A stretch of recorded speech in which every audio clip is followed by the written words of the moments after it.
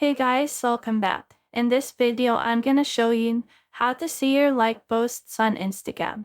Let's get started. Firstly, open up your Instagram app and go to your profile by clicking at your profile icon at the bottom right corner of your screen. Then at the top right corner of your screen, select the three horizontal lines and go to your activity. And then here under the interactions, you'll see likes. And then if you want to see your previously liked posts, just click that. And here you'll see your liked posts and reels, which you can sort by how recent you've liked them, by the date of their posting, by content type, so you can choose either posts or reels, and by author as well.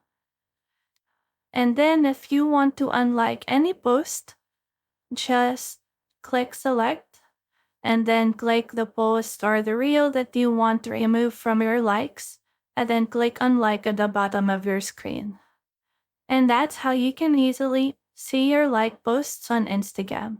If you have found this video helpful, simply leave a like below or subscribe because it helps me reach more people. See you soon!